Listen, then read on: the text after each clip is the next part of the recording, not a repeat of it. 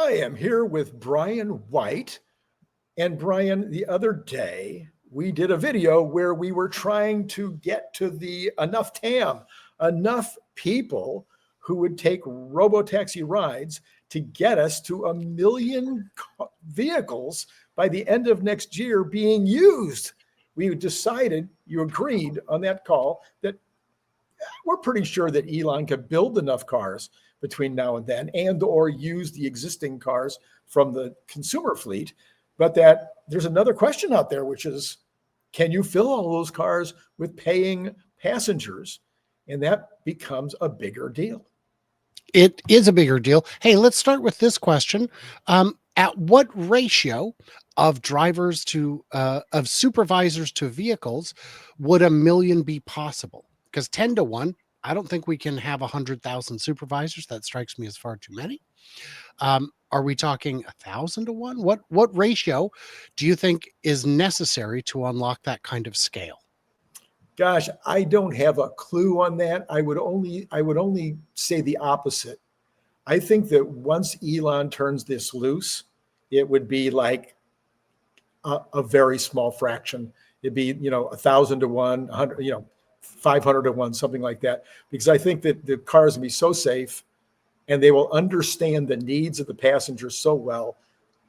How many interruptions? They've got 1,300,000 or more miles already between San Francisco and Austin. So I'm sure they're already getting the metrics lined up for how many people have heart attacks, how many flat tires, the other kinds of reasons that they might have to intersect. Sure. Because I assume OnStar, which has remote supervisors, they can kill your ignition, they can call for emergency services. I would assume that they're 1,000 to 1, maybe 10,000 to 1. I assume it's a call center with people sitting around hoping the phone doesn't ring, but when it does, they're ready. And this would be, at some point, I'm sure the objective is not too different. So I do not have the confidence that we will reach that level by the end of next year, but I respect and admire that you do.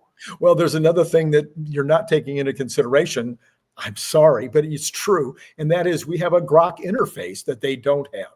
So Grok is going to be able to answer a lot of the questions and deal with a lot of the problems before we get to the need for the human to get involved. Just like when you're calling somebody customer service now, you get the robot, and then eventually maybe you have to talk to a human.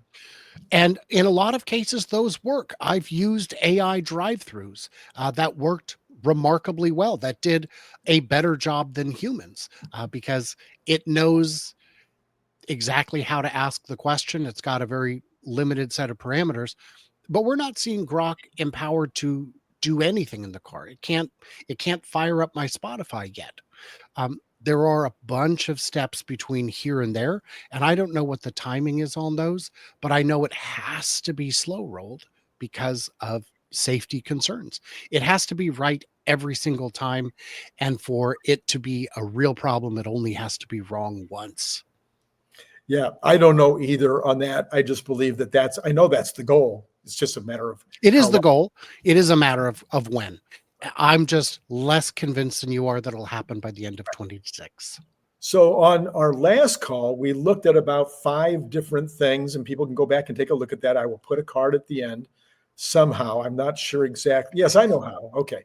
And I'll put a card at the end for people to go back and look at the first part, which we talked about kind of the more obvious ways, like elderly and children and whatnot that might be encouraged to take a robocab that would just have stayed at home, or with the mom and have to drive them.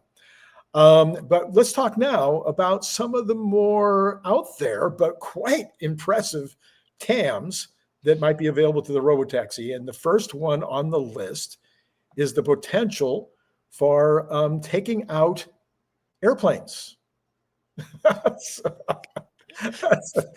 I mean, we could probably word it better. Oh, okay. Okay. But I'm with you on that.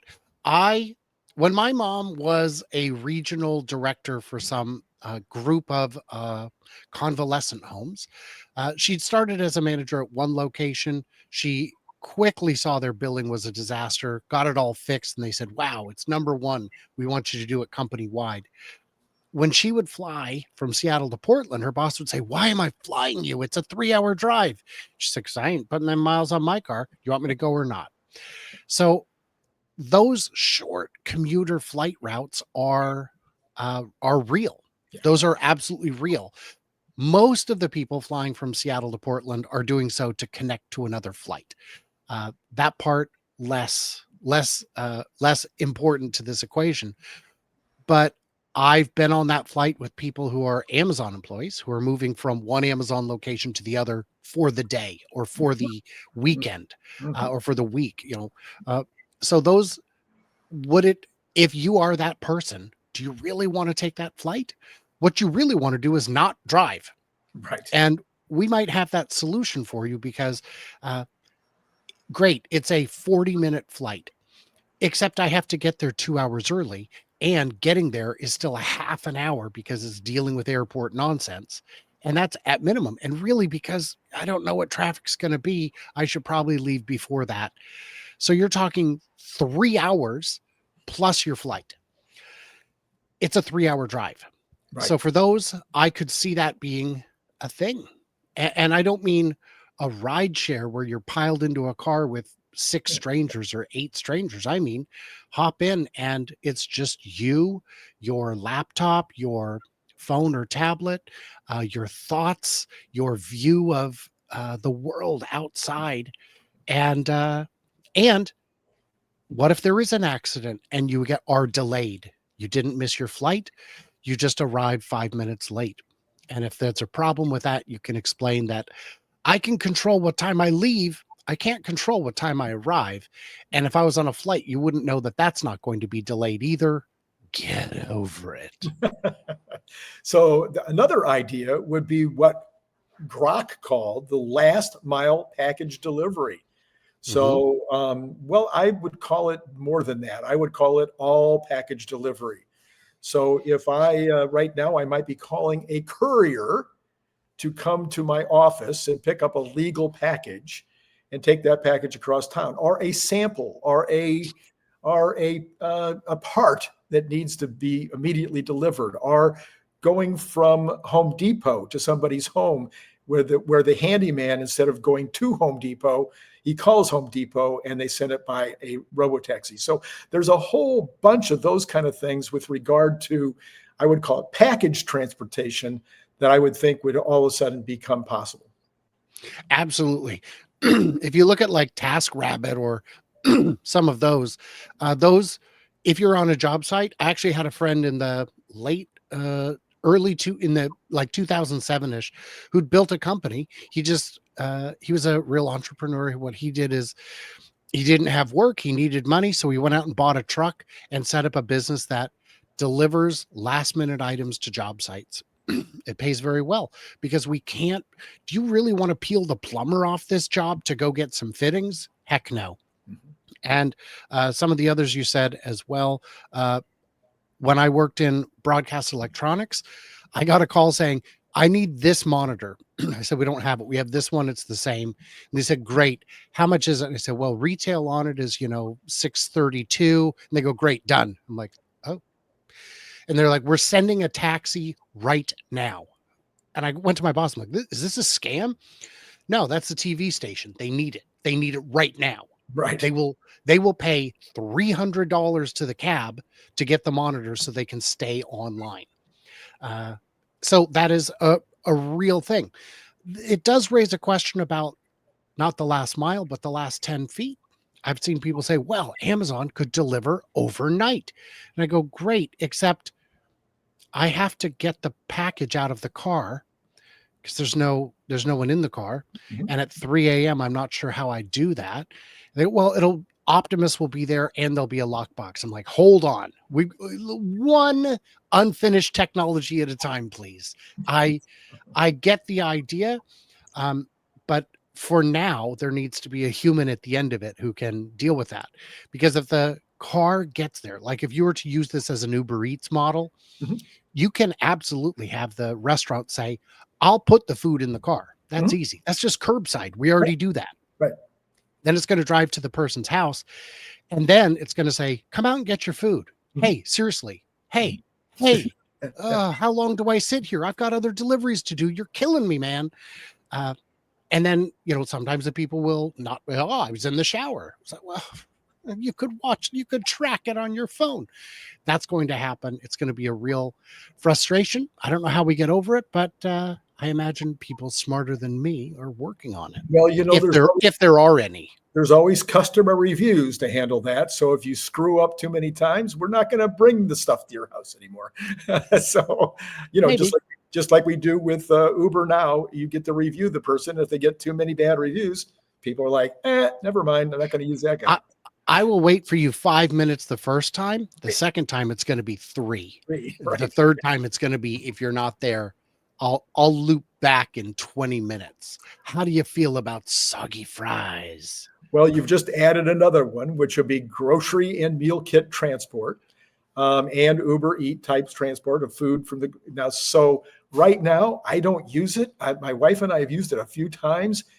And it's like, are you kidding me? When I get the total price, including the drive and the tip to the guy that brings it. But if all of a sudden it's pretty much the same cost as it would be the restaurant, maybe even less, because I'm not paying for a seat in the restaurant, which is extremely expensive, or the wait service or anything else, it might actually be less to get into my home. I would be using it all the time. It will be less because the delivery cost is not going to be as high as the tip you would have paid. Right. So right there, you're coming out ahead. And I think the restaurant has enough margin that they could absorb the $3-4 delivery fee. Right. That would be, I think, reasonable. My problem with Uber Eats, the reason I've personally never used it, is on social media, I have never read a success story. I've seen endless horror stories of being badgered for a bigger tip, or having them eat the food and never give it to you, or having them throw it in the bushes. But I've never seen it. And the cost is eye-watering. It's so expensive. Yeah. You're going to pay double the price for cold French fries. That's not a world I want to live in, Randy Kirk. Exactly. So Grok suggests another revenue source, even though it's not another use for the car. But on these kind of drives, where it's for any of these package delivery, Uber Eats, etc., you can all of a sudden put advertising on the outside of the car and charge people for that advertising. So I've seen people suggest putting ads in the car. I think that's a terrible idea. I don't think that's something that will happen. I am not the product. I am the customer. Don't do that to me. Well, we could make the drive free. No, you couldn't. That's too much money for a single ad. And the kind of people who would take a free ride are not a demographic you want to advertise to. No, but putting an ad on the outside of the car, effortless.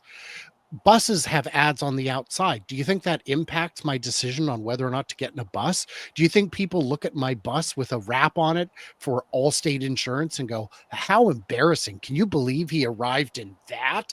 No one cares. No one sees it. It melts into the back of your head like a peanut butter cup on a hot dashboard. It's something that you don't even think about. So you mentioned your wife, and I think it was that you said worked, or was it your mom? I can't remember who. My mom, for an old folks, or for some kind of a facility helping the elderly. Yes. In Riverside, we have a bus that comes around and picks people up. It's an on-demand bus, and so if you need a bus to get to the doctor, get to the dentist, get to the eye care, whatever, that bus will come and get you. Now, it only comes, it's on demand, but it's on demand on its terms. Right.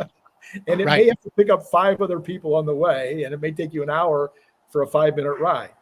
Oh, it may take you 2 hours. They may have to pick you up 2 hours. They may have to pick you up an hour and a half early to drop you off a half hour early. And then when you're done, you are at their mercy, because it is, the capacity is limited.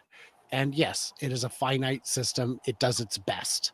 So I'm thinking that the cost of using private cars instead of these buses with a driver in them using private cars to do this job instead, as long as there's no driver, I think it will be less. And so cities will convert over to this method of transportation.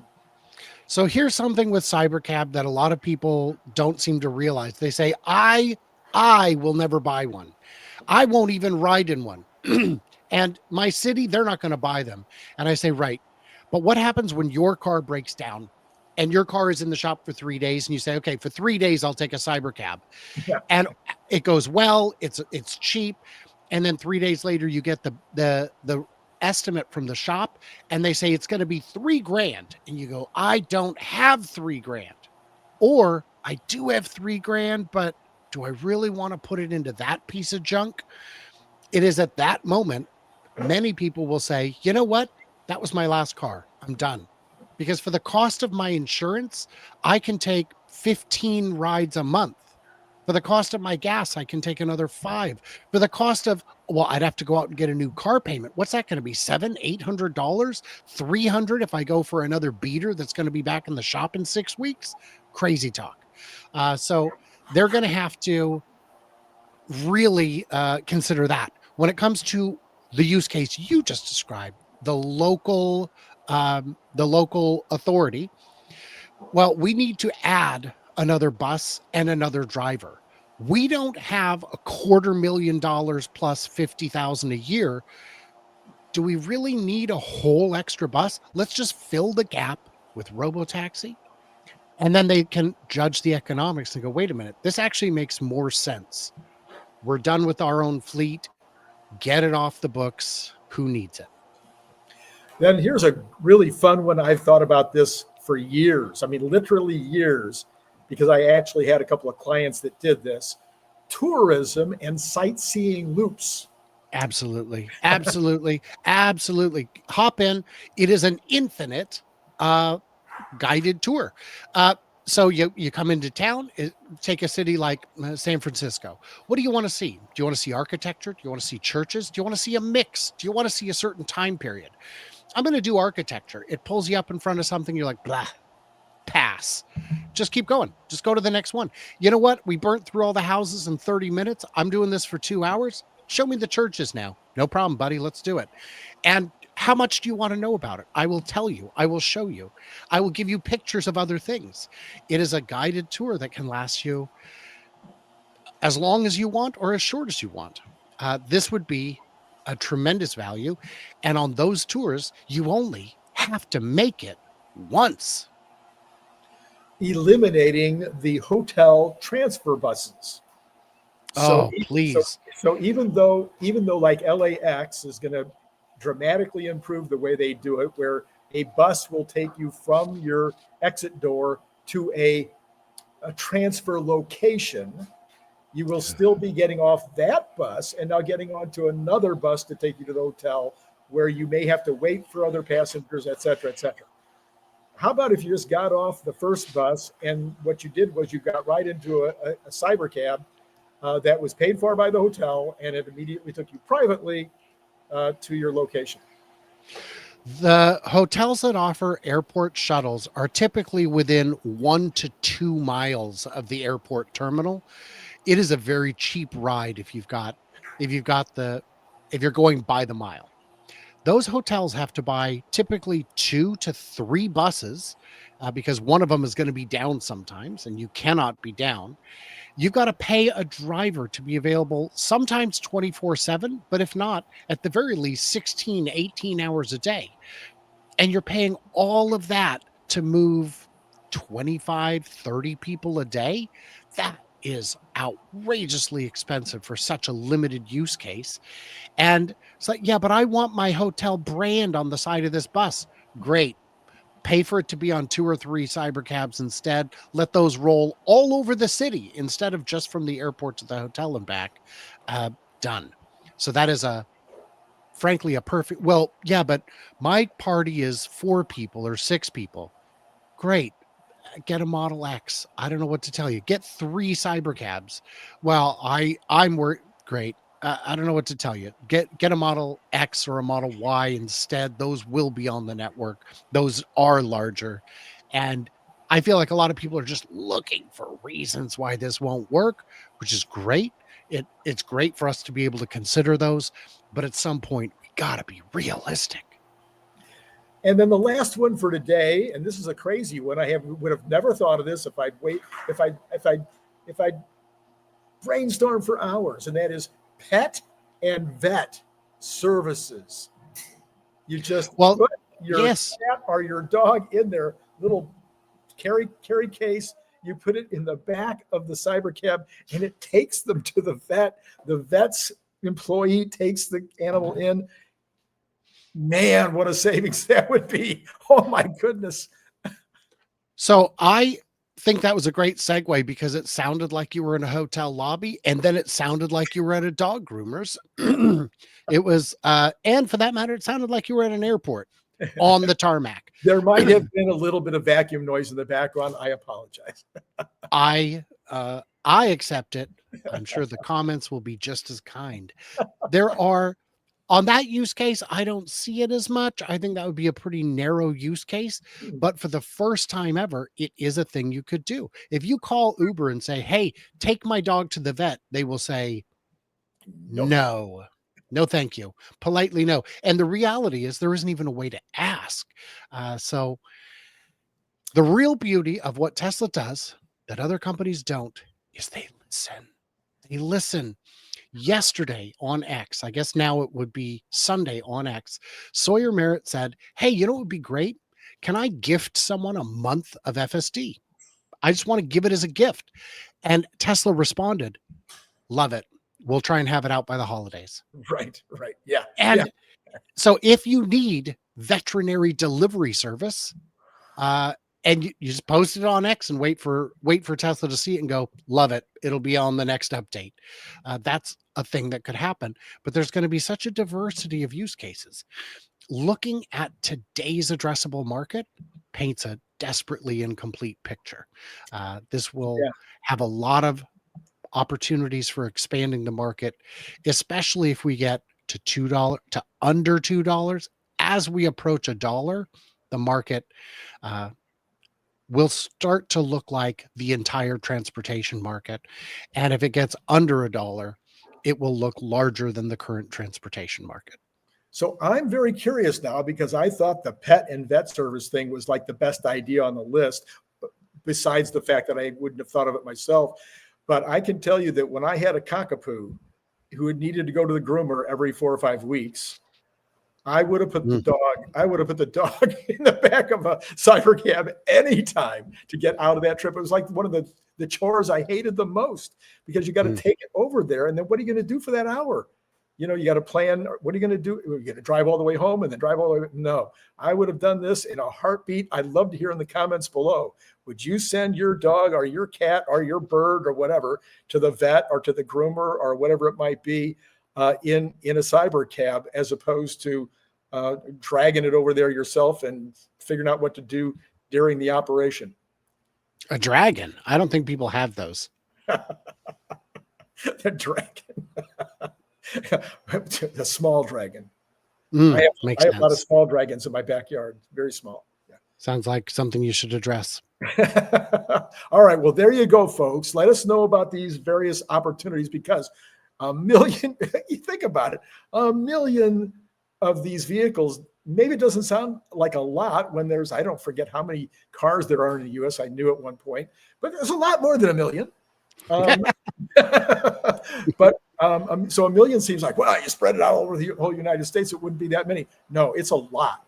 And to get 25 or 50 or whatever rides a day for every one of those, it's a big deal. And love to hear your other thoughts. Maybe you have ideas that you'd like to put in the comments as well.